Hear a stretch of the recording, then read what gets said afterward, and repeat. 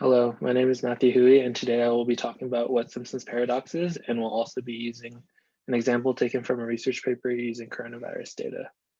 When I studied statistics for my undergraduate degree, Simpson's paradox is one of the first topics we talk about, and I think it's an important topic for everyone to know about in order to realize the importance of in-depth analysis instead of trying to rush and find a conclusion all the time. So what is Simpson's paradox? I would relate Simpson's paradox to a movie or a TV show where there's a plot twist. Throughout the movie, the directors create evidence to make it seem like a certain character is the villain, but in reality, it is revealed that a completely different character was actually the villain the whole time. With very surface level evidence, we accuse the wrong person for being bad, but after searching more and more for an answer, the true villain was found. However, in Simpson's paradox's case, we can say that the two people that were accused are two different conclusions that came from our data. We believe in one conclusion, but after looking at the data deeper, we actually find a different conclusion that is more meaningful. Uh, just me explaining what Simpson's paradox is makes it a little vague and hard to understand. So I want to show an example that is pretty relevant to today and see some real life applications to look for. This graph here shows the fatality rates of those who had coronavirus in China as of February 17th and fatality rates from Italy as of March 9th. The reason these dates were chosen were because the pandemic in China started earlier and researchers wanted to match the timeline of the two countries in order to provide more accurate analysis. This was seen as Italy's equivalent date of China's based off of when the pandemic started in each country.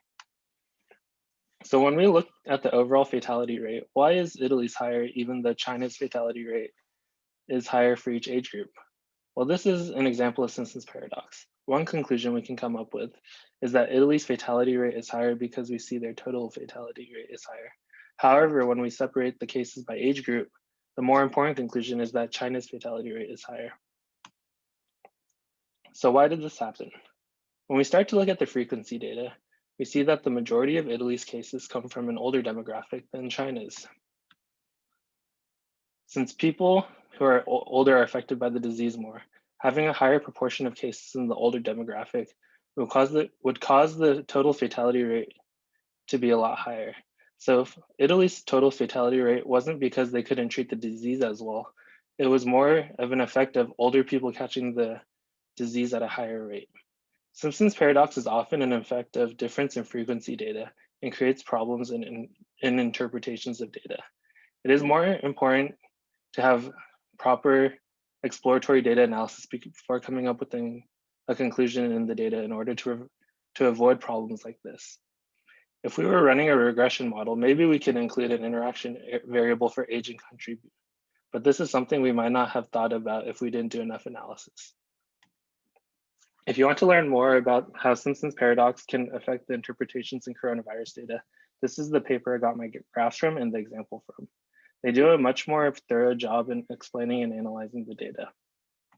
I hope now that Simpson's paradox has been explained, we can learn to not always look at the data on the surface and see how easy it is to sometimes misrepresent the data.